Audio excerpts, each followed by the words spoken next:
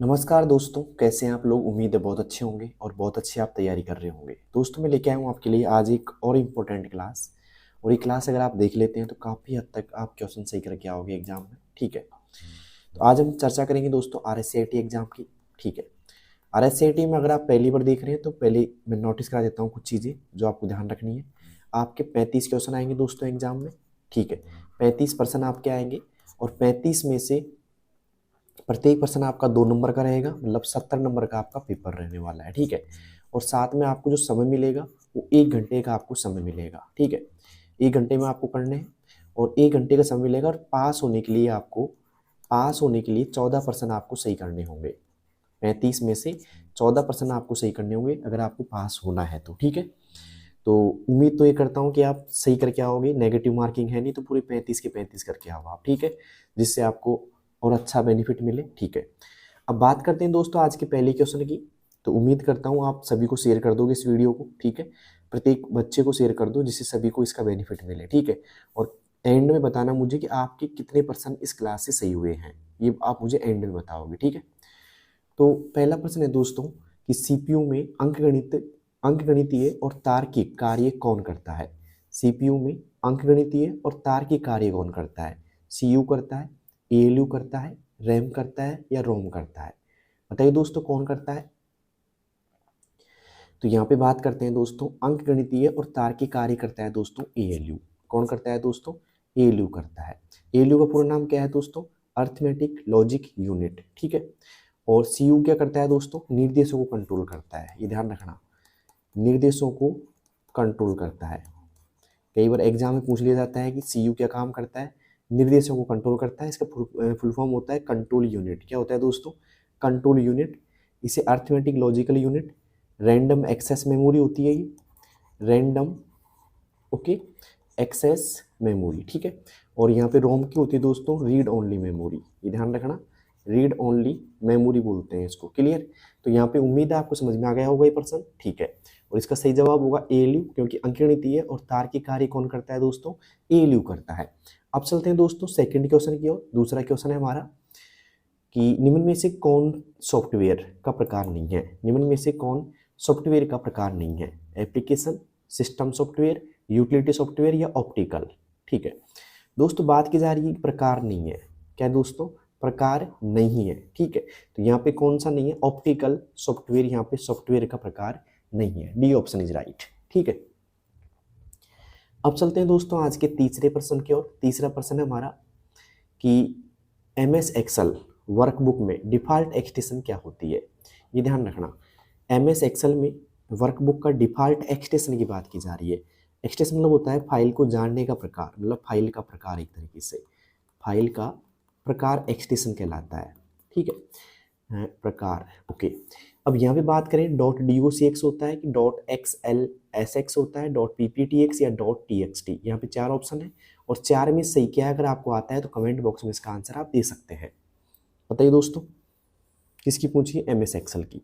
दोस्तों MS Excel का होता है, देखो यहाँ पे एक्सेल का होता है .xlsx, ये होता है दोस्तों MS एक्सेल का, ध्यान रखना इस चीज़ का। और .docx होता है दोस्तों MS वर्ड का। .pptx होता है दोस्तों पावर पॉइंट का। किसका दोस्तों, पावर पॉइंट का होता है। और बात आ जाए दोस्तों .txt की, तो ये होता है दोस्तों टेक्स्ट फाइल का। किसका दोस्तों, टेक्स्ट फाइल का होता है। तो उम्मीद करता हूँ आपको समझ में आ गया होगा। ओके, अब चलते हैं दोस्तों अगले क्वेश्चन की ओर। अगला क्वेश्चन है हमारा चौथा। यहाँ पे ध्यान से देखिएगा, चौथा प्रश्न क्या है, मैं थोड़ा छोटा कर देता हूँ। ओके, चौथा प्रश्न दोस्तों, एक्सेल का सबसे बड़ा मान खोजने के लिए कौन सा फंक्शन उपयोग होता है। एक्सेल का सबसे बड़ा मान खोजने के लिए, ठीक है, सबसे बड़ा मान खोजने के लिए बात की जा रही है यहाँ पे। तो पहला आ रहा है लार्ज का, मैक्स का, बिग का या टॉप का। दोस्तों यहाँ पे सबसे बड़ा मान खोजने के लिए प्रयोग किया जाएगा मैक्स का, MEX का फंक्शन यहाँ पे काम किया जाएगा।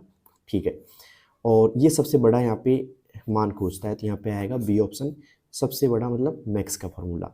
बात की जाए सबसे छोटा मान ज्ञात करने के लिए, सबसे छोटा, तो सबसे छोटा के लिए दोस्तों यूज करेंगे हम इक्वल मिनिमम का, MIN का। ठीक है, ये सबसे छोटा मान खोजने के लिए हम यूज कर सकते हैं दोस्तों। क्लियर यहाँ तक का।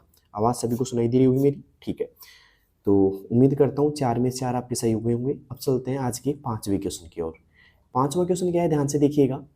ओके, थोड़ा छोटा कर देता हूँ इसको भी मैं, क्योंकि क्वेश्चन की साइज थोड़ी बड़ी लग रही है मेरे को। ठीक है, सवाल है दोस्तों, एक्सेल में रो और कॉलम के मिलने को क्या कहते हैं?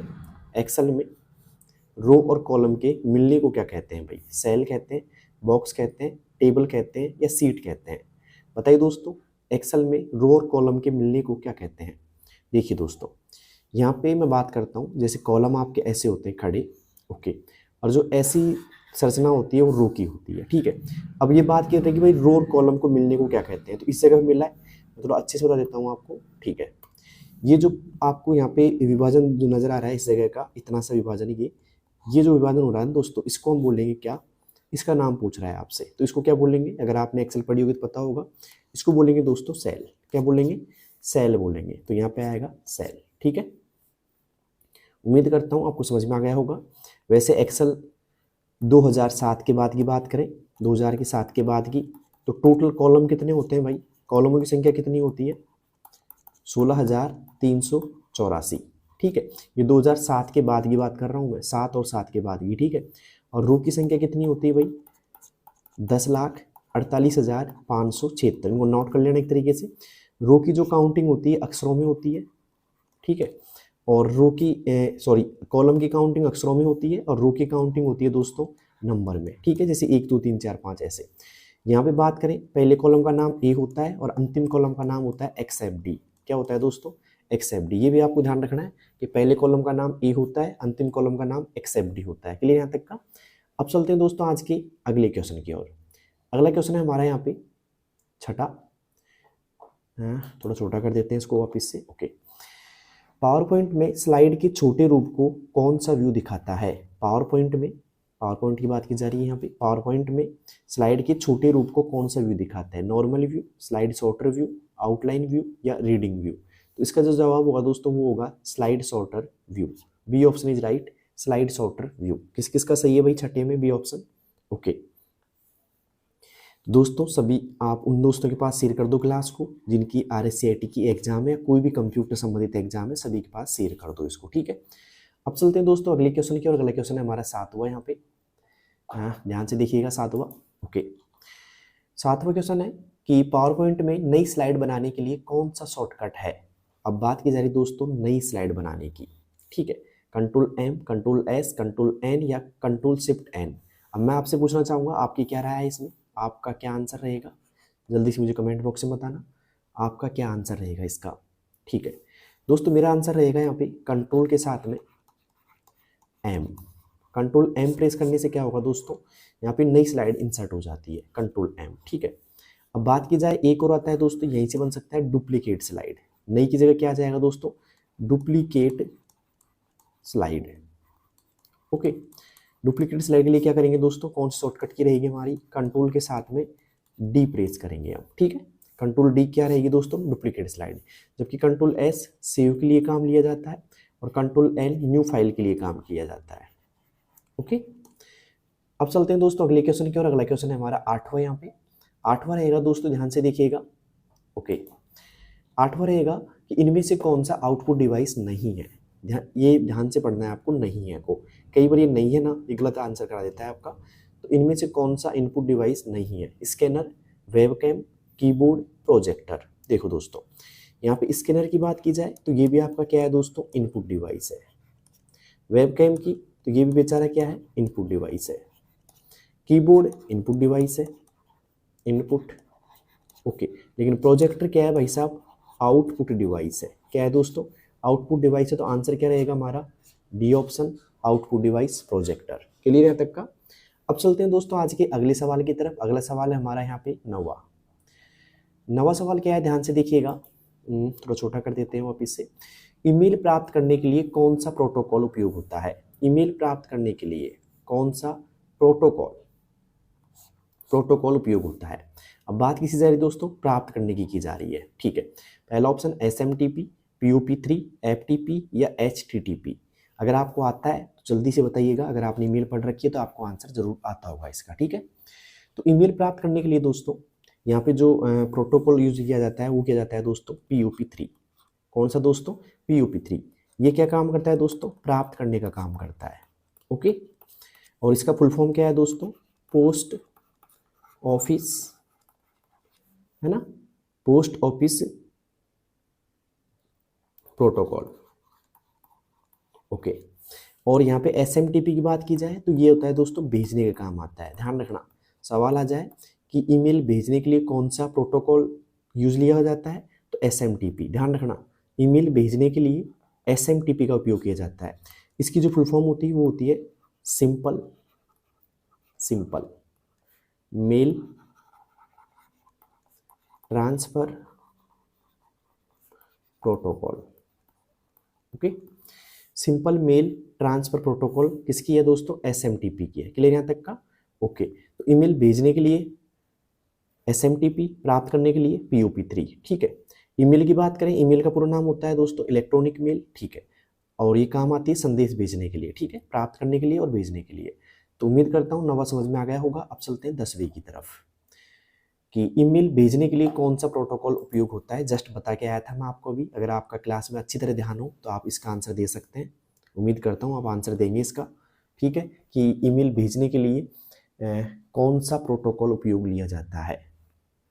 बताइए दोस्तों, कौन सा लिया जाता है? तो ईमेल भेजने के लिए बताया था ना मैंने आपको, SMTP।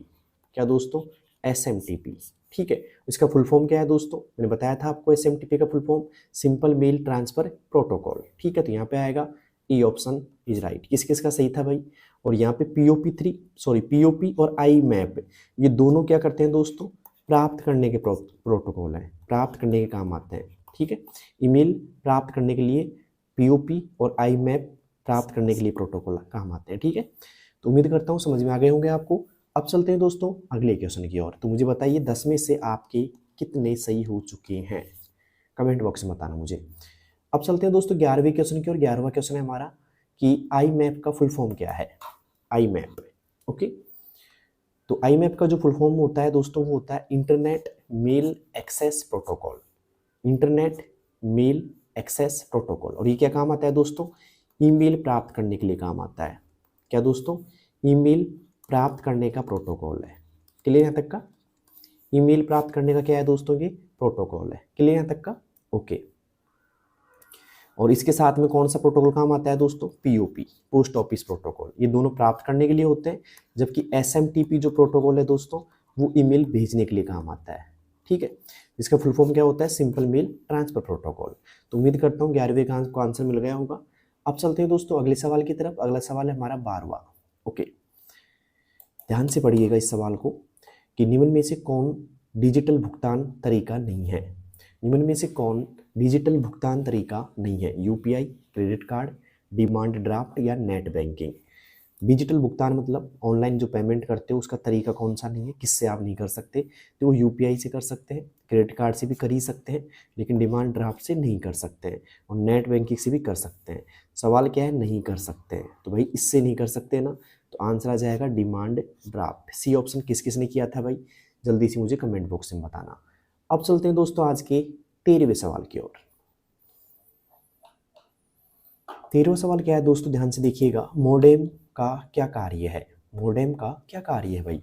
Data storage, data conversion, printing या डिस्प्लेइंग। बताइए दोस्तों मोडेम का क्या कार्य है? तो दोस्तों मोडेम का कार्य है डाटा कन्वर्जन का। किसका दोस्तों?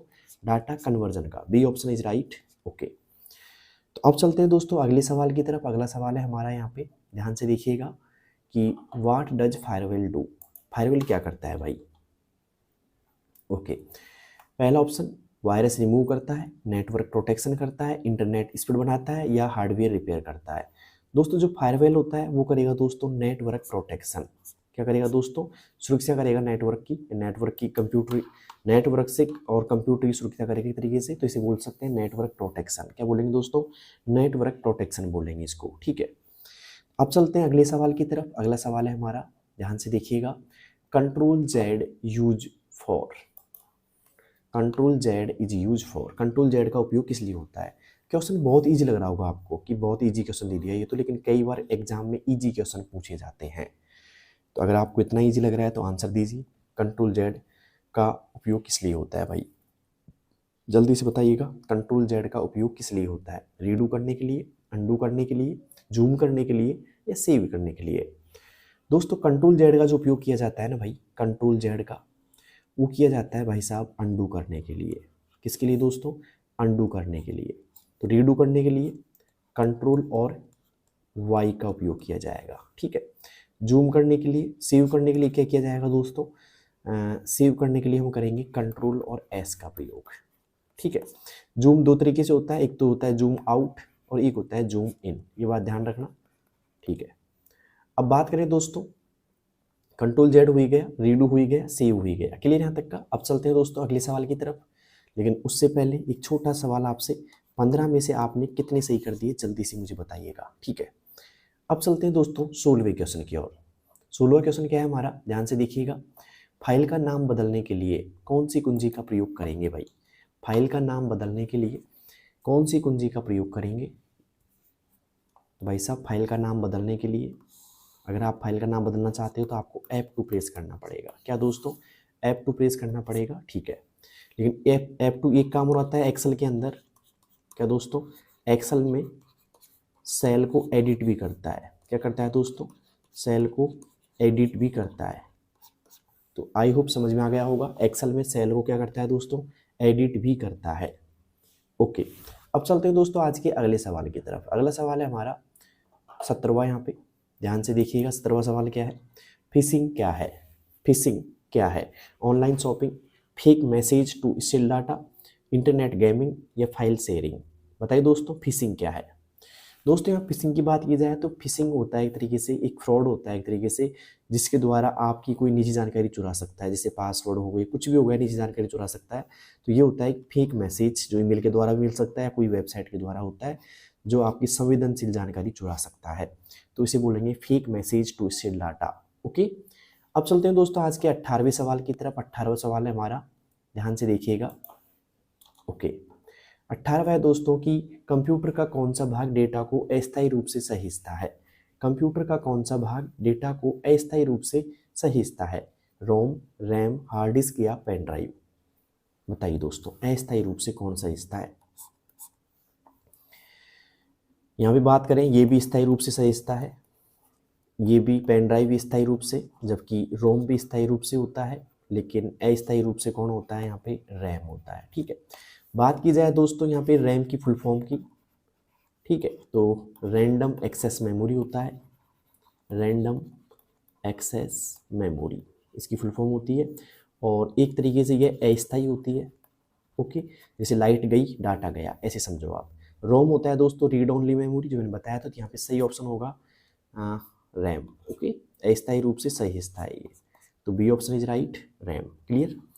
अब चलते हैं दोस्तों अगले सवाल की तरफ। अगला सवाल है हमारा 19वां यहाँ पे कि MS वर्ड में कौन सा फीचर, एक मिनट सवाल छोटा कर देता हूँ थोड़ा सा, आपको दिखने में प्रॉब्लम आ रही होगी इसमें, ठीक है, ओके, ठीक है। यहाँ पे आ रहा है कि दोस्तों MS वर्ड का कौन सा फीचर समान शब्दों को स्वतः बदलने के लिए होता है? समान शब्दों को स्वतः बदलने के लिए होता है? ऑटो टेक्स्ट, रिप्लेस या मेल मर्ज या हाइपर लिंक? तो दोस्तों अगर आप समान शब्दों को बदलना चाहते हैं तो आप रिप्लेस का यूज करेंगे। किसका दोस्तों? रिप्लेस का यूज करेंगे, तो बी ऑप्शन इज राइट, ठीक है। इसकी शॉर्टकट की वैसे होती है Ctrl+H, ये ध्यान रखना है आपको, ओके। हाइपर लिंक की जो शॉर्टकट की होगी दोस्तों वो होगी कंट्रोल के साथ में K, ठीक है। हाइपर लिंक का भी कई बार आ जाता है, तो कंट्रोल के साथ में K इसकी शॉर्टकट की होगी, ओके। अब चलते हैं दोस्तों बी ऑप्शन 20वें क्वेश्चन की ओर। 20वां क्वेश्चन क्या है, थोड़ा और इसको स्क्रीन छोटा कर देता हूँ, क्योंकि क्वेश्चन टाइप करने में हमने थोड़ा सा इसको लेंथी कर दिया, जिससे आपको दिखाई नहीं दे रहा होगा, अब दिखाई दे रहा होगा, ठीक है। दोस्तों यहाँ पे है कि एक सीट पर कई पेज प्रिंट करने के लिए कौन सा विकल्प उपयोग होता है? कलेक्ट का, पेज सेटअप का, पेज पर सीट का या ओरिएंटेशन का? दोस्तों अगर पेज प्रिंट करना है, कई पेज प्रिंट करना है, तो कौन सा विकल्प यहाँ पे उपयोग होगा भाई? वो होगा दोस्तों पेज पर सीट का, PPR, PPS, page per sheet, C option is right, page per sheet, okay. तो दोस्तों 20% पूरे हो चुके हैं, और 20 में से आपके कितने सही हो गए, सही बताना दोस्तों, किसके 20 में से 20 सही है, ठीक है। अब चलते हैं दोस्तों आज के अगले सवाल की तरफ। अगला सवाल है हमारा 21वां यहाँ पे, उम्मीद करता हूँ क्लास आपको अच्छी लग रही होगी और बोरिंग तो बिल्कुल भी नहीं लग रही होगी। ठीक है, 21वां है दोस्तों, बहुत इजी सवाल है एकदम, कि पेस्ट करने का शॉर्टकट क्या है। पेस्ट करने का शॉर्टकट क्या है भाई? कंट्रोल वी है, कंट्रोल सी है, कंट्रोल एक्स है या कंट्रोल पी है? जल्दी से मुझे बताइएगा, पेस्ट करने का शॉर्टकट क्या है। उम्मीद तो मुझे ये है कि ये क्वेश्चन आप बिल्कुल भी गलत नहीं करोगे भाई। देखते हैं लेकिन कौन कौन गलत नहीं करता है इस क्वेश्चन को। ठीक है, तो पेस्ट करने का जो शॉर्टकट है ना भाई, वो है यहाँ पे कंट्रोल के साथ में वी। कंट्रोल वी से हम क्या कर सकते हैं दोस्तों? पेस्ट कर सकते हैं। कंट्रोल सी से हम कॉपी कर सकते हैं। ओके, कंट्रोल एक्स से हम कट या फिर इसको बोल सकते हैं दोस्तों मूव, मूव कर सकते हैं। कंट्रोल पी से हम क्या कर सकते हैं दोस्तों? प्रिंट कर सकते हैं, PRINT, प्रिंट कर सकते हैं। क्लियर यहाँ तक का? तो उम्मीद करता हूँ ये भी आपको समझ में आ गया होगा। ओके, अब चलते हैं दोस्तों आज के अगले सवाल की तरफ। अगला है हमारा 22वां यहाँ पे। ओके, फॉर्मूला आ गया एक्सेल का। ठीक है, एक्सेल में केवल संख्याएं गिनने के लिए गिनने का फंक्शन कौन सा है? ध्यान रखना, सवाल अच्छे से पढ़ना। सिर्फ क्या बोल रहा है ये? केवल संख्याएं। इंग्लिश में बोलेगा न्यूमेरिक वैल्यूज ओनली। ठीक है, तो केवल संख्याएं गिनने का फंक्शन कौन सा है? काउंट का है, काउंट ए का है, काउंट इफ का है या सम का है? दोस्तों अगर केवल संख्याएं गिननी है तो काम आएगा दोस्तों काउंट का। ये क्या करता है? केवल संख्याएं गिनता है। और काउंट ए क्या करता है दोस्तों? ये नंबर भी गिनता है, मतलब संख्या भी गिनता है, साथ में ये अक्षर भी गिनेगा। ओके, और साथ में चिन्ह भी गिनेगा। चिन्ह मतलब एक तरीके से मैं बोलूँ @ हो गया, हैज हो गया, है ना, कुछ भी चिन्ह हो गया, ये सबको गिनेगा दोस्तों। ठीक है, और काउंट इफ क्या करेगा दोस्तों? शर्तों के आधार पर गिनता है, शर्तों के आधार पर गिनता है। ओके, और बात करें दोस्तों सम की, तो ये संख्याओं को जोड़ता है। क्या करता है दोस्तों? संख्याएं जोड़ता है। ओके, तो उम्मीद करता हूँ समझ में आ गया होगा। केवल संख्याएं कौन गिनेगा भाई साहब? यहाँ पे काउंट का फॉर्मूला गिनेगा। क्लियर? ओके, अब चलते हैं दोस्तों अगले सवाल की तरफ। इनको थोड़ा नोट कर लेना क्योंकि यहाँ से कई बार सवाल बन जाते हैं, तो आप गलत नहीं करके आओगे भाई, ये मुझे उम्मीद है। ठीक है, तो ये भी थोड़ा सा नोट कर लेना अपनी नोटबुक के अंदर, बढ़िया रहोगे आप। ठीक है, अब चलते हैं दोस्तों आज के 23वें सवाल की ओर। 23वां सवाल है हमारा, ध्यान से देखिएगा वापिस। ओके, थोड़ा छोटा कर देता हूँ इसको भाई। ओके, ठीक है दोस्तों, 23वां सवाल है कि ईमेल में BCC का उद्देश्य क्या है? ईमेल में BCC का उद्देश्य क्या है भाई? बताइए क्या उद्देश्य? ईमेल में BCC का उद्देश्य क्या है? To send visible copy, to send hidden copy, to delete mail, to spam mail. BCC की बात की जा रही है यहाँ पे। अब पहले मैं BCC का फुल फॉर्म बता देता हूँ क्योंकि ये भी बहुत इंपॉर्टेंट है।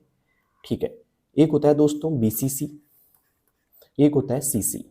BCC का जो फुल फॉर्म होता है वो होता है blind carbon copy. Okay, CC का होता है दोस्तों कार्बन कॉपी। ठीक है, ध्यान रखना, BCC का होता है ब्लाइंड कार्बन कॉपी, CC का होता है कार्बन कॉपी। क्लियर? तो उम्मीद करता हूँ समझ में आ गया होगा। और ये किससे जुड़ी होती है दोस्तों? ईमेल से। तो अब बात करें ईमेल का फुल फॉर्म क्या होता है, किस किस को आता है भाई? ईमेल का फुल फॉर्म क्या होता है? ईमेल का होता है दोस्तों इलेक्ट्रॉनिक मेल। क्लियर? ईमेल का होता है दोस्तों इलेक्ट्रॉनिक मेल, ये भी ध्यान रखना। ओके, तो यहाँ पे हम क्या कर सकते हैं? संदेशों को भेज सकते हैं। तो यहाँ पे BCC का उद्देश्य है टू सेंड हिडन कॉपी, मतलब एक गुप्त रूप से कॉपी भेज सकते हैं जिसका पता कोई को लगेगा ही नहीं किसी को। ठीक है, तो B option is right. Clear? तो विजिबल कॉपी किस में भेजी जाती है? CC में, मतलब CC होती है दोस्तों विजिबल कॉपी भेजने के लिए और BCC होती है एक तरीके से ब्लाइंड कॉपी भेजने के लिए। ओके, अब चलते हैं दोस्तों आज के अगले सवाल की तरफ। अगला सवाल है हमारा 24वां यहाँ पे। ठीक है, 24वां क्या है दोस्तों? कर्सर के दाईं ओर के अक्षर मिटाने की कुंजी कौन सी है? कर्सर के दाईं ओर के अक्षर मिटाने की कुंजी कौन सी है? जल्दी बताइए दोस्तों कौन सी कुंजी है? तो यहाँ पे कर्सर के दाईं ओर बोल रहे हैं, दाई को क्या बोलेंगे दोस्तों? Right of cursor. ठीक है, राइट ऑफ कर्सर या राइट साइड ऑफ कर्सर। देखो जैसे मान लो यहाँ पे मैंने कुछ लिखा, मैंने लिखा यहाँ पे X, Y और Z, ये लिख दिया मैंने। और यहाँ पे मान लो इस जगह पे कर्सर है, ये मेरा क्या है? कर्सर है। ठीक है, तो दोस्तों कर्सर का ये जो साइड है ना, ये वाला साइड, ये तो हो गया राइट साइड, और कर्सर की ये वाला साइड क्या हो गया दोस्तों? लेफ्ट साइड हो गया।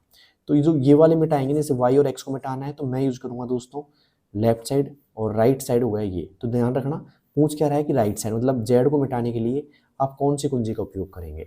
ध्यान देना दोस्तों, मैं क्या बता रहा हूँ आपको, यहाँ पे बता रहा है कि भाई जेड को मिटाने के लिए, मतलब जेड को मिटाना है आपको, तो कौन सी कुंजी प्रेस करेंगे, बैक स्पेस या डिलीट। तो दोस्तों अगर मुझे इधर की साइड का मिटाना है ना जेड, तो मैं यूज करूंगा दोस्तों डिलीट। कौन सी दोस्तों, डिलीट। डिलीट क्या काम करता है दोस्तों, राइट साइड के अक्षरों को मिटाता है, राइट साइड के, ठीक है। और बैक स्पेस क्या करता है, कर्सर के इधर की साइड का, मतलब वाई को मिटाएगा फिर एक्स को मिटाएगा। तो ये करता है दोस्तों कर्सर के लेफ्ट साइड के अक्षरों को मिटाता है। Clear, okay. तो उम्मीद करता हूँ समझ में आ गया होगा। दोनों ध्यान रखना, बैक स्पेस का और डिलीट का। अगर यहाँ पे लेफ्ट लिखा आता है ना, राइट की जगह पे लेफ्ट, तो आंसर क्या होता है बैक स्पेस, और यहाँ पे राइट है तो क्या आंसर होगा, डिलीट होगा। क्लियर यहाँ तक का, ओके। अब चलते हैं दोस्तों आज के अंतिम सवाल की ओर। आज का अंतिम सवाल है 25वां, ध्यान से देखना। साइबर क्राइम का उदाहरण कौन सा है, साइबर क्राइम का उदाहरण कौन सा है। ईमेल भेजना, ऑनलाइन बिल पे करना, हैकिंग करना या सेल करना, सॉरी कॉल करना, कॉल करना, ठीक है, कॉल।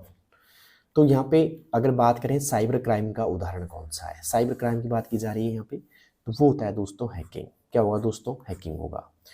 तो दोस्तों क्लास कैसी लगी आपको, अच्छी लगी तो एक लाइक तो खैर बनता ही है, वो तो आप करोगे, कोई दिक्कत नहीं है, लेकिन इस क्लास को सभी दोस्तों के पास शेयर जरूर करना, ठीक है। और आपके 25 में से कितने क्वेश्चन सही हो चुके हैं वो मुझे कमेंट बॉक्स में बताओगे आप, 25 में से क्या रिजल्ट रहा है, ठीक है। तुक्के नहीं करना, आराम से जितने जिनकी जितनी सही हो उतने बताना है मुझे, ठीक है। और हाँ, अगली क्लास जल्दी आएगी, तब तक इस क्लास को रेडी कर लीजिएगा, और उम्मीद करता हूँ क्लास आपको समझ में भी आई होगी, ठीक है। अगर समझ में आई है तो नेक्स्ट क्लास का वेट कीजिएगा मेरी का, ठीक है। मिलते हैं दोस्तों अगली क्लास में, तब तक के लिए बेस्ट ऑफ लक, तैयारी को और बेटर करती रहिए। और हाँ, सबसे इम्पोर्टेंट बात, प्लेलिस्ट देखना जरूर मत भूलना। प्लेलिस्ट में मैंने सारी इंपॉर्टेंट क्लास डाल रखी है, सारी इनको डाल रखी है, सबको आप देखो, ठीक है। समय कम है तो आप 2x कर लो, 2.5x कर लो, लेकिन देखो जरूर उनको, ठीक है। तो मिलते हैं दोस्तों नेक्स्ट वीडियो में, तब तक के लिए थैंक यू। ओके, चलते हैं फिर।